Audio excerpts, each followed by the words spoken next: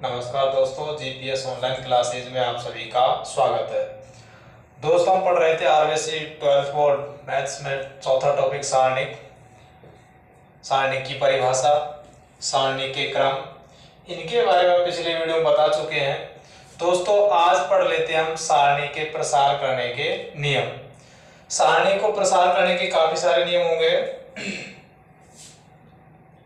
यहाँ लिख देता हूं मैं। तृतीय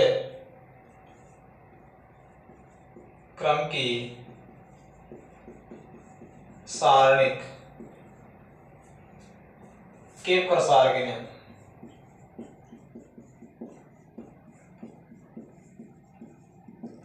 द्वितीय क्रम की सारणी में तो कोई प्रॉब्लम ही नहीं होगी, क्योंकि अग्र विकर्ण के अवयवों को गुणा करके उसमें से पश्च विकर्ण के अवयवों को गुणा करके घटा देते हैं।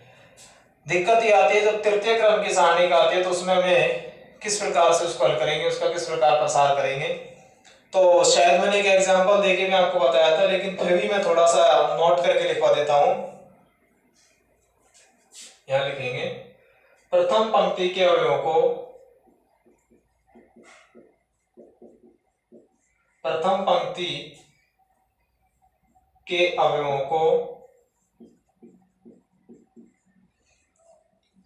एकांतर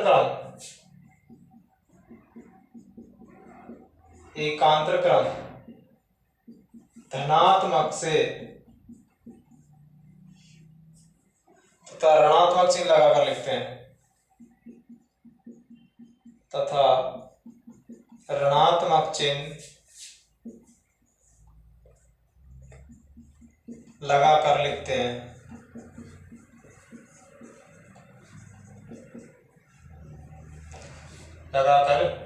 हैं।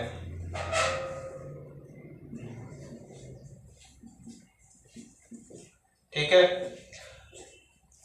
पहले तो क्या करेंगे, प्रथम पंक्ति के अवयव को एकांतर क्रम में धनात्मक से तथा या फिर ऋणात्मक से लगाकर लिखते हैं। कई बार ऐसा भी होता है कि उसको जरूरी है प्रथम पंक्ति से हल करें, कोई अब जरूरी नहीं है, वो तो बता रहे हैं नियम। या तो हम सेकंड पंक्ति से स्टार्ट करेंगे, प्रथम पंक्ति से, कॉलम से भी स्टार्ट कर सकते हैं, मर्जी वैसे लिखेंगे। उसके बाद सेकंड राशि है, इन चिन्हों से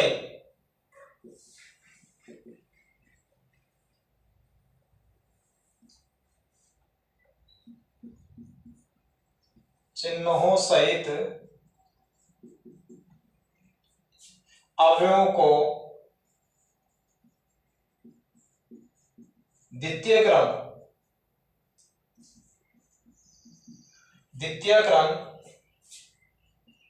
की उन सारणी को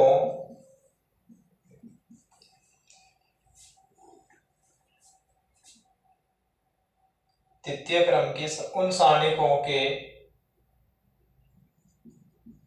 अवयवों को लिखते हैं, तथा इनके, इसे भी लिख देता हूं, जिस अवयव को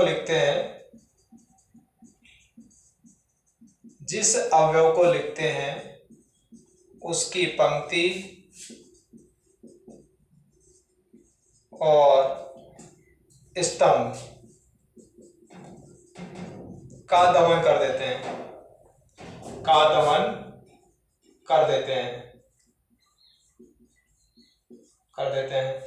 लास्ट है, इन गुणनफलों का योग। इन गुणनफलों का योग तृतीय क्रम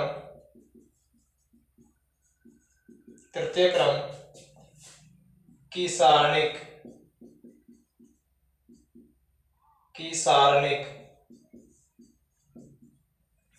का मान होता है।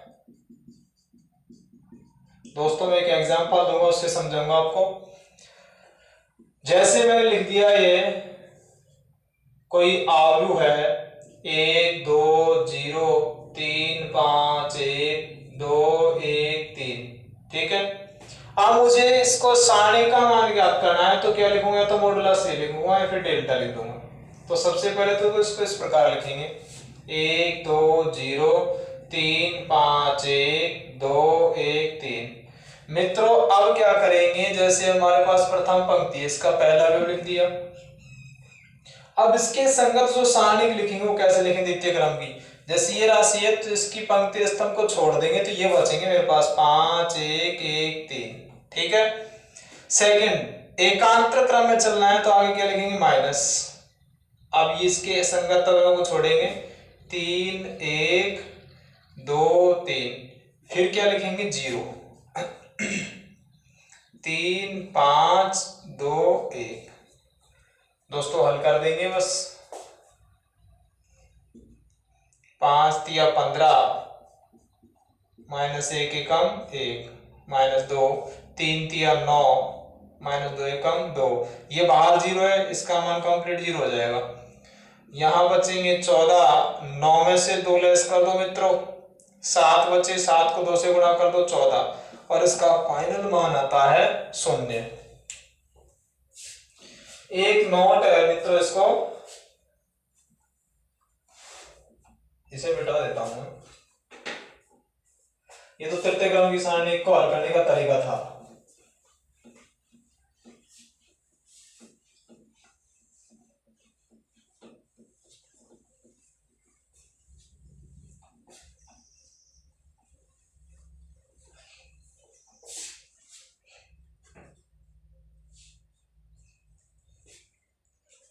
इसको नोट डाल के लिख लो। यदि का मान 0 हो तो उसे अव्युत्क्रमणीय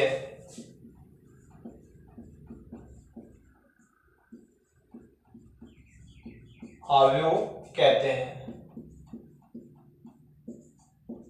अव्युत्क्रमणीय अवयव कहते हैं। नेक्स्ट है दोस्तों, इसके क्रम के बारे में पढ़ लिए हम।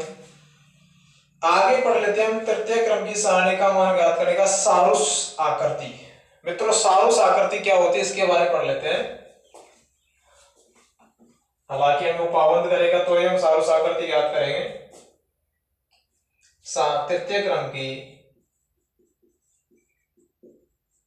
तृतीय क्रम की सारणिक का मान ज्ञात करने की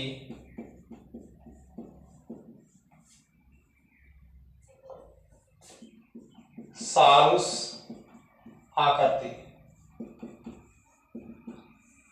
दोस्तों इसके बारे में पढ़ लेंगे सारूस आकृति क्या। तो जैसे कोई सारणिक है A1 A2 A3, ठीक है। फिर हम देते हैं इसका B1 B2 B3, पंक्ति वाइज लिखो ज्यादा बेस्ट रहेगा। A1 B1 C1 ऐसा रहेगा, A2 B2 C2 A3 B3 C3। मित्रों इसको हल करने का जो तरीका रहेगा उस प्रकार रहेगा A1 A2 A3 B1 B2 B3 C1 C2 C3। इसी प्रकार इसको आगे और लिखेंगे, इसकी 2 लाइन और बढ़ा देते हैं A1 A2 A3 B1 B2 B3। दोस्तों केवल इसकी इस लाइन को बढ़ाएंगे और एक एक राशि को ऐसे लिखते जाएंगे।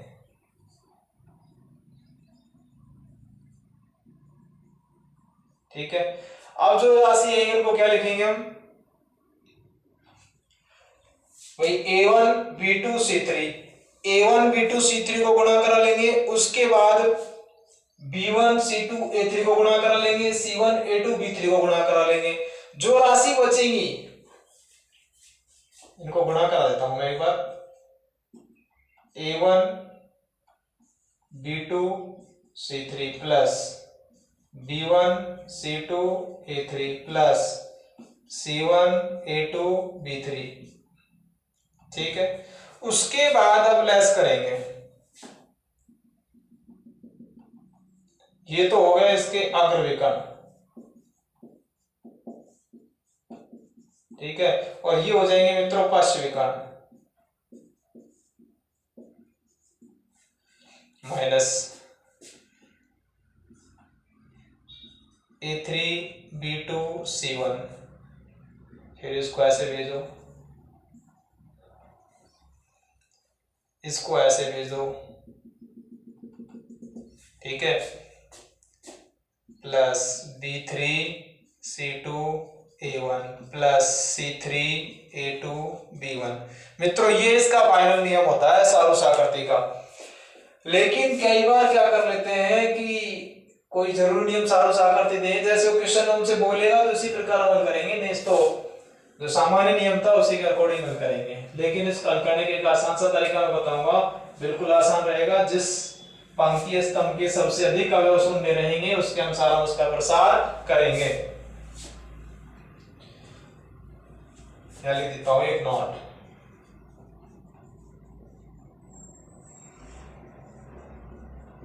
जिस पंक्ति या स्तंभ के सबसे अधिक अवयव शून्य हो, जिस पंक्ति या स्तंभ के सबसे अधिक अवयव शून्य हो, उसी के अनुसार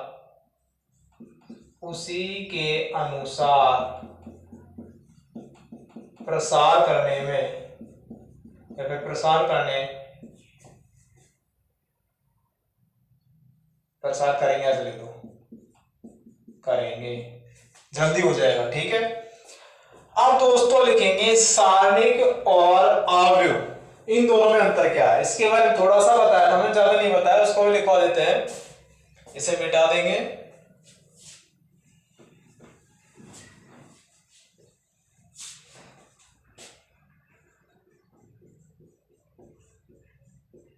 सारणिक एवं आव्यूह में अंतर, इसको लिखेंगे नंबर 1। यहां लिखेंगे मित्रों आव्यूह संख्याओं का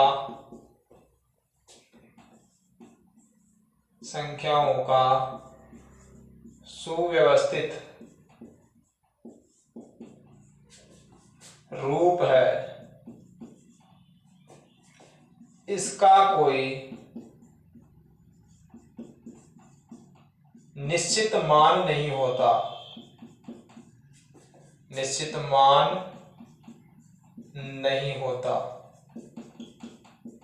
ठीक। जबकि सारणिक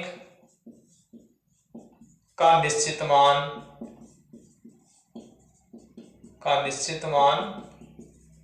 होता है, ठीक है। दूसरा, आव्यूह का क्रम कुछ भी हो सकता है, आव्यूह का क्रम कुछ भी हो सकता है, यानी आयताकार भी हो सकती है आव्यूह, लेकिन सारणिक मित्रों वर्गाकार ही होगी, जबकि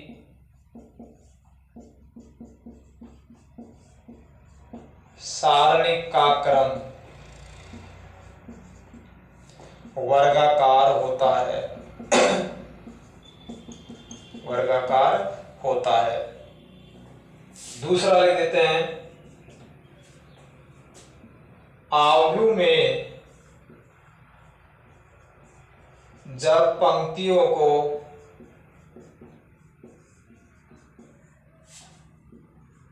स्तंभों में और स्तंभों को पंक्तियों में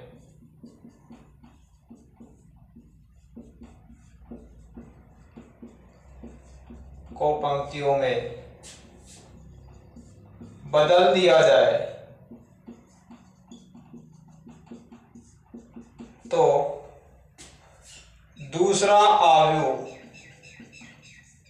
प्राप्त होता है, दूसरा अवयव प्राप्त होता है, जबकि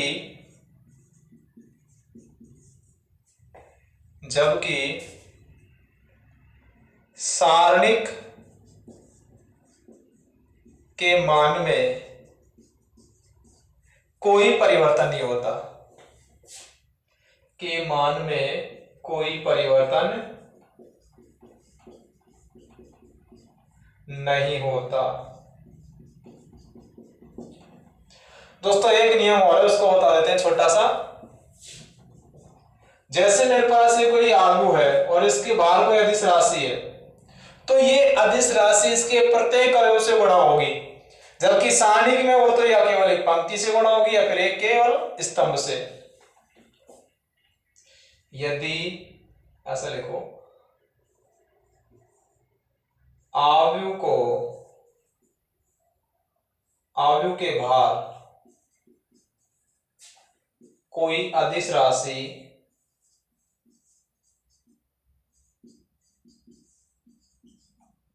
है, अवयव के बाहर कोई अदिश राशि है, तो वो प्रत्येक अवयव से गुणा होगी, जबकि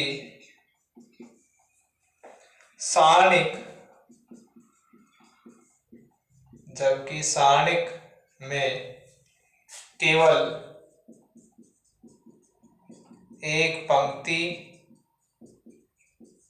या एक स्तंभ से गुणा होती है। ठीक है दोस्तों, ये इसके अंतर के नियम है। अब ये आती है कि उपसारणिक, सारणिक, उपसारणिक और सारणिक के सहखंड क्या होते हैं। एक सामान्य सी परिभाषा बता दूंगा।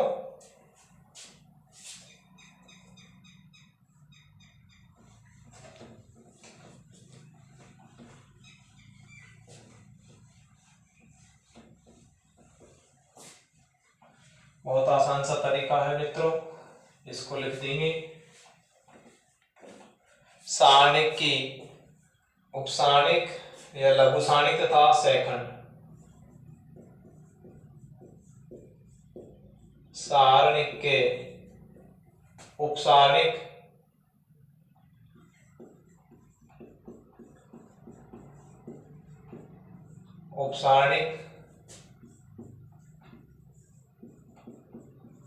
लघु सारणिक तथा सहखंड, इन सब के बारे में अलग अलग बताएंगे। उपसारणिक अलग है मित्रों, सहखंड अलग है। तो मैं लिख देता हूं एक अवयव,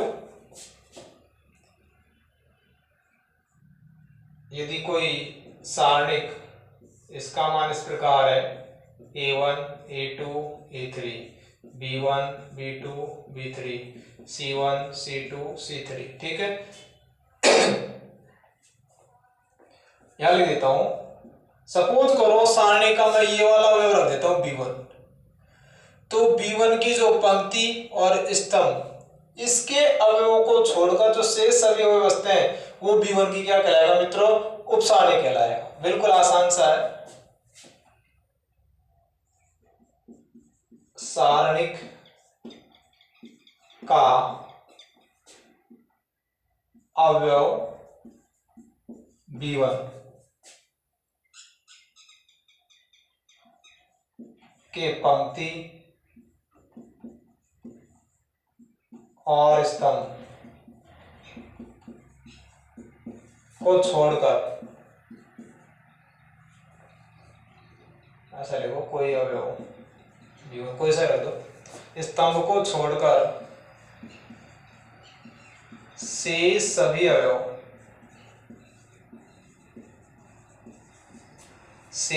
अवयव उपसारणिक कहलाती है।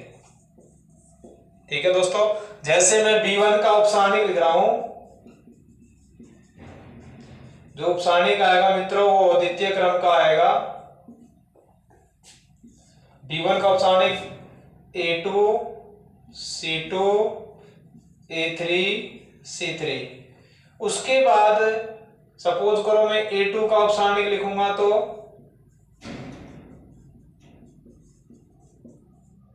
A2 का उपसारणिक देखो ये A2 हो गया, इसकी पंक्ति स्तंभ को छोड़ दो, B1 C1 B3 C3। दोस्तों इस प्रकार से आपकी ये उपसारणिक होगी। उपसारणिक को हम किस प्रकार प्रदर्शित करते हैं उसको मैं बता देता हूं। इसको लिखेंगे मित्रों M12। इसका प्रथम पंक्ति का और द्वितीय स्तंभ का पहला अवयव है, ठीक है। तो उपसारणिक को दर्शाते हैं हम M से। किससे दर्शाते हैं? M से। और एक आएगा इसका सेकंड, उसको दर्शाएंगे F से। किससे दर्शाएंगे? यहां लिखेंगे उपसारणिक को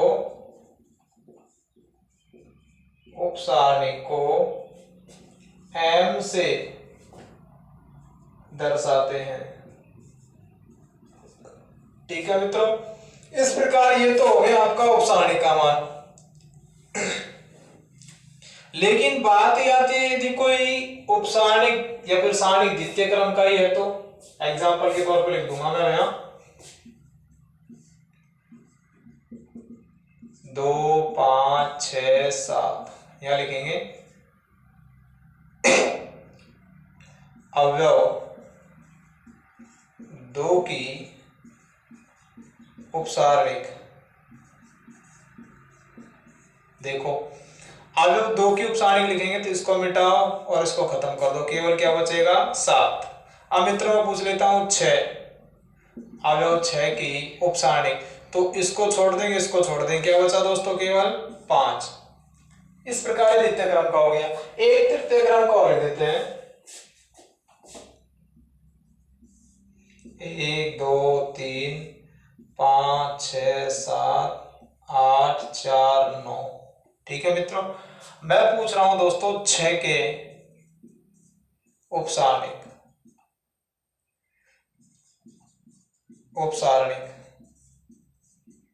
बताओ तो। जैसे ये वो 6 है तो इसकी पंक्ति और इसके स्तंभ को छोड़ दो, क्या बचेगा दोस्तों?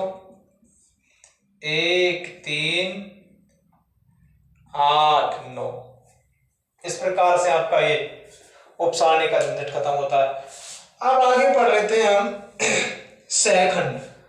इसके बारे में बताएंगे दोस्तों सहखंड क्या होता है।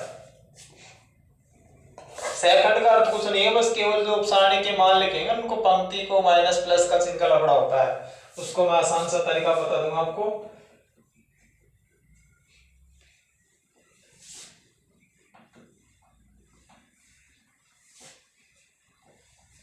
आपसे पूछेगा क्वेश्चनों में सहखंड का अर्थ करो तो घबराने की कोई जरूरत नहीं है। आप लिखते हैं दोस्तों इसका सहखंड। सहखंड के लिए क्या करेंगे? किसी भी सारणी की आई हुई पंक्ति तथा जेवे स्तंभ के प्रतिच्छेदन पर स्थित अवयव का सहखंड इस प्रकार ज्ञात करेंगे।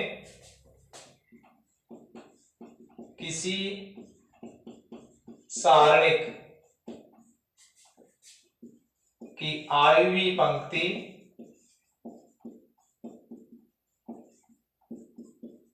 तथा जेवा स्तंभ का प्रतिच्छेदन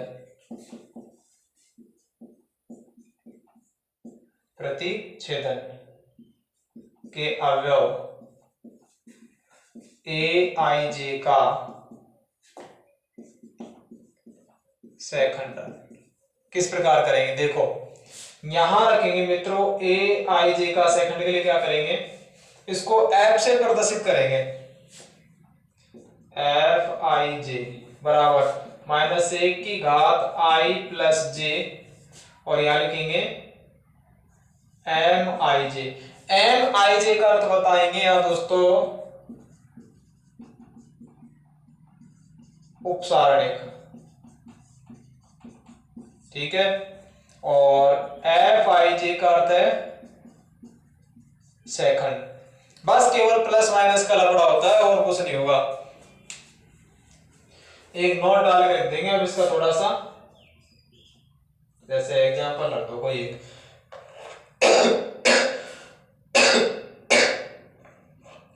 इसके बारे में जानकारी लेते हैं पहले एक बार।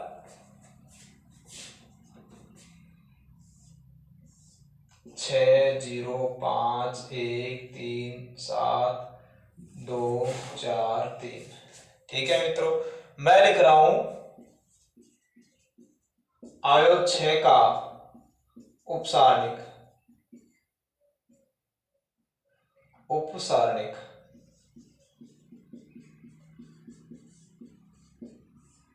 ठीक है। आयोग 6 का उपसारणिक तो पहले देखेंगे कौन सी स्थिति का है, F11 का, प्रथम पंक्ति प्रथम स्तंभ। तो यहां लिखेंगे मित्रों -1 की घात 1 + 1, क्योंकि i का मान 1 j का मान 1, M11।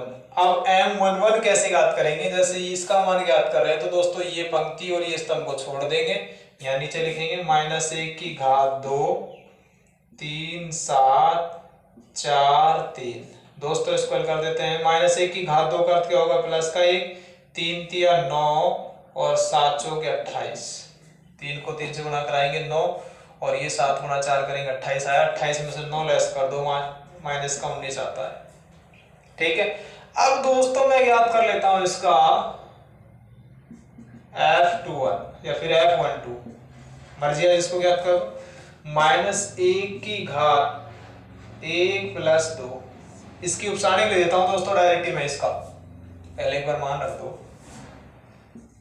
M12 -1 की घात 3, अब रखो तो 1 7 2 3।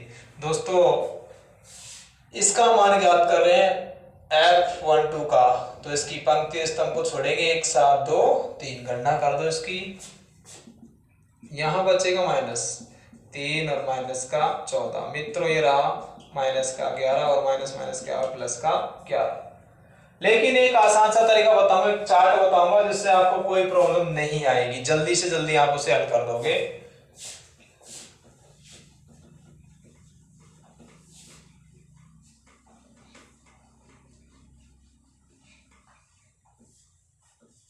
यहां लिखेंगे हम नोट डाल के 2 या 3 क्रम की सारणिक की गणना के लिए सारणी के सेकंडों की गणना के लिए आसान तरीका,